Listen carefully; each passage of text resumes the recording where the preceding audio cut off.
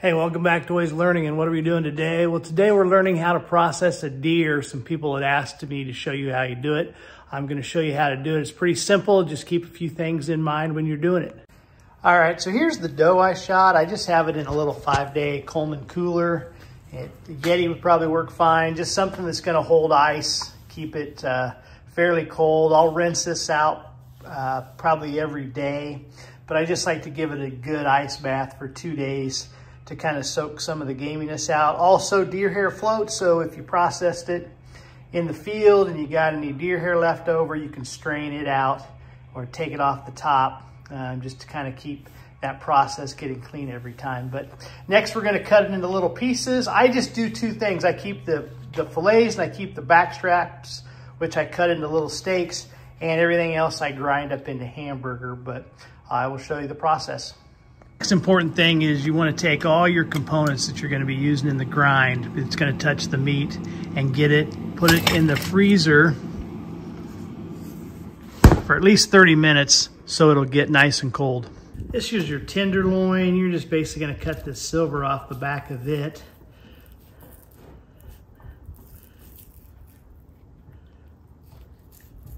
You can flip it over and probably do it faster, but there you go. And then you can take this silver membrane off, and then you're just gonna cut it into quick chunks. Okay, now you're taking the silver back off, you're simply gonna cut that in little chunks, little fillets.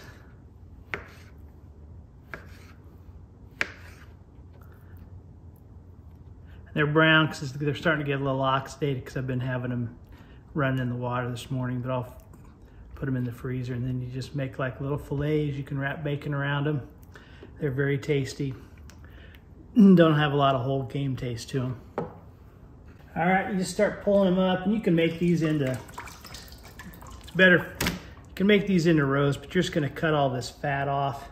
That's all you're gonna do. And then you're simply gonna cut them into chunks. Let me grab another piece just to show you so you don't have to watch all this. That's what takes so long, is just trimming all the fat off. But all you're wanting to do is cut this into about chunks like that size to go through the grinder. So you're gonna take all this fat off. You could leave it in. Some people probably grind it. It's just the silverback you don't want, but I'm just making jerky and sausage out of mine. If I want fat, I'm gonna add pork fat. So some people would probably call this overkill, but it doesn't take that much longer to kind of trim that stuff off. Especially if you knew what you're doing. Probably go really fast. Like I said, that's just fat, that's fine. You can grind that up if you don't want it, just cut it off. Some people don't like deer fat, think it makes taste gamier. So anyway, I'm gonna take this little silver piece off here. Just have a trash can nearby. Cut and go.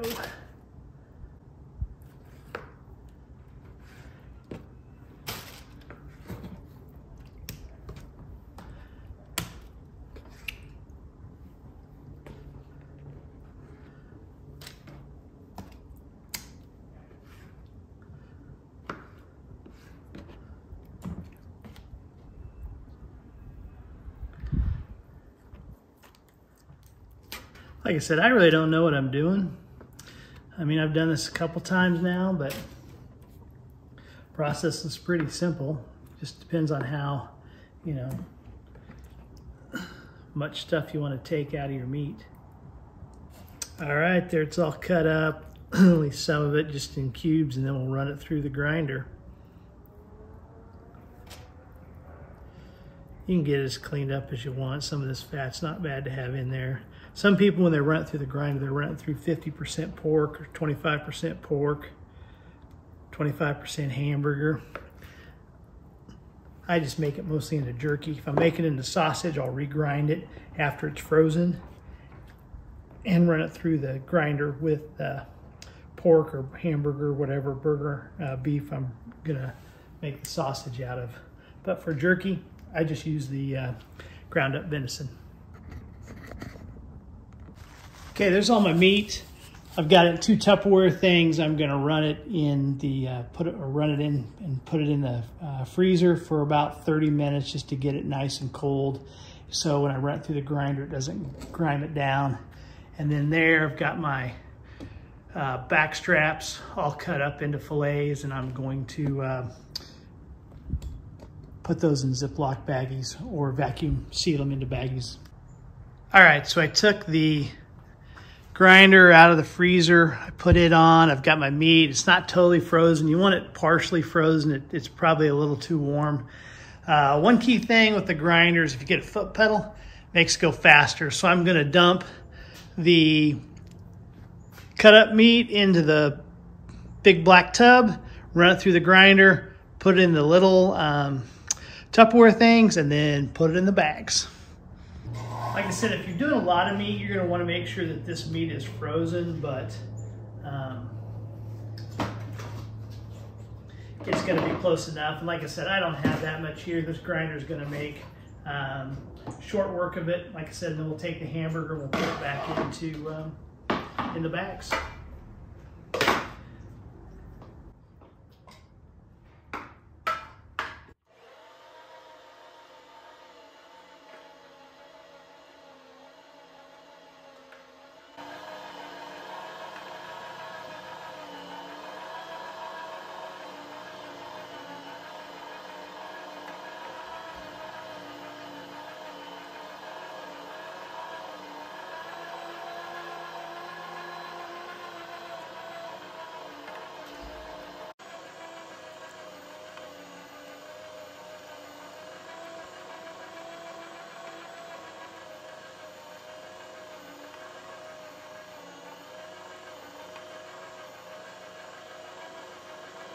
Okay, the last process, got Max here helping me. It makes it easier for 2 people. Is we take a bag, and then I simply take this funnel, and I'm going to put it in here, and I'm going to have Max hold the bag just around this collar.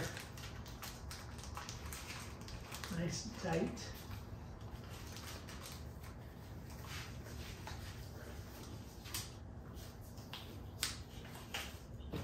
And then the other person just literally takes the, here, hold it right there, just puts the meat in there. You can kind of do it by yourself. It just goes faster if you got 2 people, 2 hands.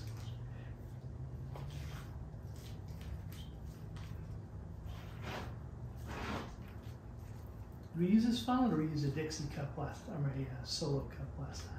We use this. We use this. And if you got the stuffer, you can just kind of push it down and get it tight.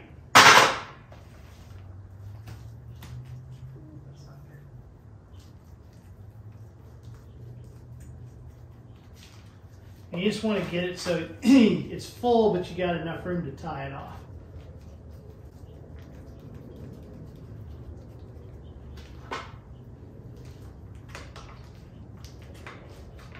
That's pretty good. Just grab it.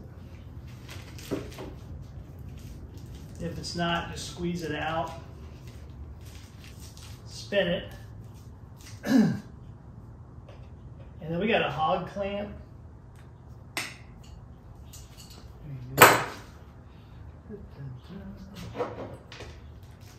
That's it. That's the easy way to do it. You just get these game bags. You can get them online, or I'll do a link in the bottom below.